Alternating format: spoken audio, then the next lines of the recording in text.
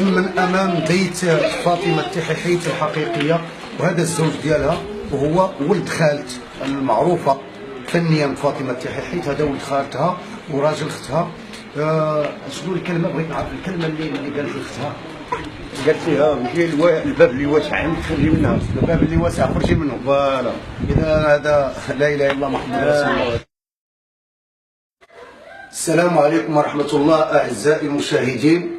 كل المغاربه يعرفون الممثله والمغنيه المسماة فاطمه التحيحيت، كنعرفوها في العالم ديال الفن ديالها، ولكن الجوانب الخفيه او لربما عندها واحد تمثيل اخر في حياتها الشخصيه ما كنعرفوهش كمغاربه او لا كمحبين ديالها ولا كعشاق ديالها.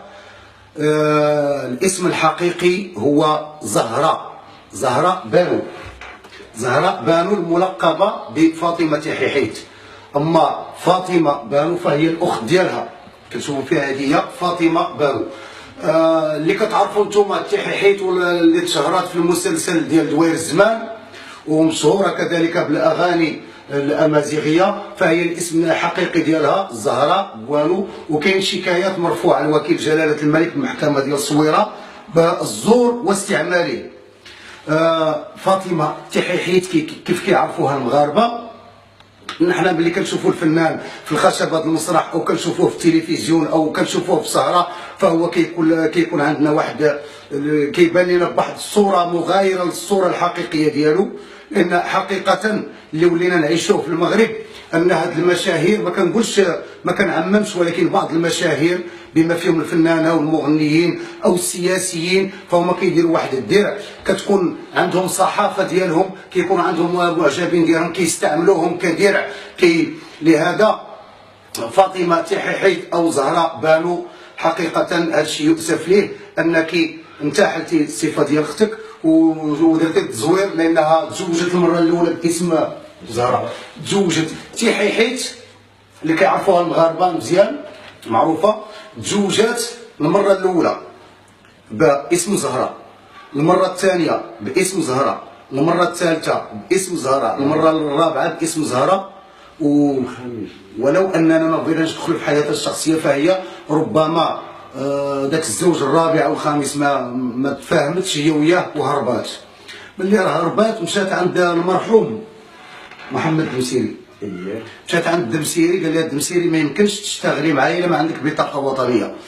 ملي بغات دير بطاقه وطنيه فاخذت حاله مدنيه وبنات على المعلومات ديال اختها فاطمه، بنات معلومات عقد ازدياد وقاده المسائل. اذا هذا كيتسمى تزوير، وانتم رفعتوا قضيه في المحاكم، كاين مرفوع القضايا في المحاكم وكيشهد. انا نقول لك اختي تحيحيت او لا نقول لك بانو زهراء، بين سعيد خوك بانو كيشهد باللي انت الاسم ديالك زهراء وباللي هذه هي فاطمه وامك كذلك، الشهاده ديال الوالده ديالك. لانكم فاش كتعطوا فاش كديروا برامج وديروا لقاءات وديروا استجوابات في القنوات التلفزيه وفي قنوات كذلك خاصه، فما كتقولوش للمعجبين ديالكم وما كتقولوش للعشاق ديالكم، ما كتوصلوش للناس للشعب المغربي الحقائق ديالكم. لهذا حنا هزينا على العاتق ديالنا ان نقولوا الحقيقه كما هي.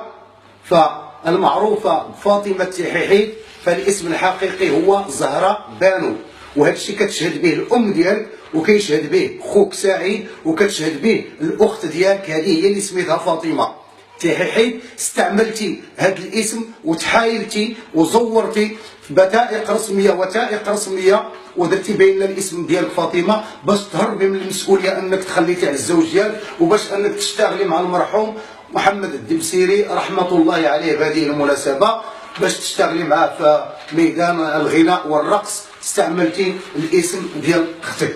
لا اله الا الله محمد رسول الله. لان الانسان مزيان اننا نكونوا واضحين ونكونوا صريحين مع نفوسنا، نكونوا صريحين مع الله سبحانه وتعالى، وديك الساعه نكونوا صريحين مع الناس ديالنا ومع المعجبين ديالنا ومع العشاق ديالنا. اذا هاد التصريحات وهاد البرامج اللي درتي الاخت تحيحيت، فانت كنتي كتكذبي على المغاربه كما تحايلتي على اختك والعائله ديالك، فانت كتحايلي حتى على المغاربه.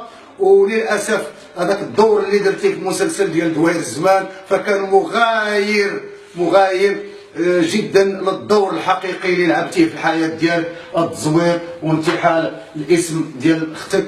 وراه الشهاده حيه، هذه هي الاخت ديالها فاطمه تحيحيت، ولكن هي ماشي فاطمه تحيحيت زهره تحيحيت الملقبه او المعروفه بفاطمه تحيحيت، اما الاخت ديالها فهي الاسم ديالها فاطمه، وهذا الزوج ديالها. وشهاده حيه لكل المغاربه باش تعرفوا الحقيقه ديال بعض المسؤولين ديالكم وبعض الفنانين وبعض المشاهير اللي كيتحايلوا على القانون، كيتحايلوا عليكم، ولكن للاسف ان القانون كيكون عاجز احيانا باش يطبق المسطره ويطبق القانون. بحال هاد الناس هادو خص يطبق عليهم القانون والمسطره، ماشي انني نكون مشهور او نكون فنان او نكون سياسي مشهور ونعفط على الحقوق ديال الناس ونعفط على القانون المغربي. فهذا الشيء هو اللي كيخلينا اننا نتكرهوا احيانا، ولكن الحمد لله دائما الحقيقه والحق يعلى ولا يعلى عليه. ما عندكش حتى مين لو كنتي عندها غتكون عند الوالد عندها ديك الزهره دي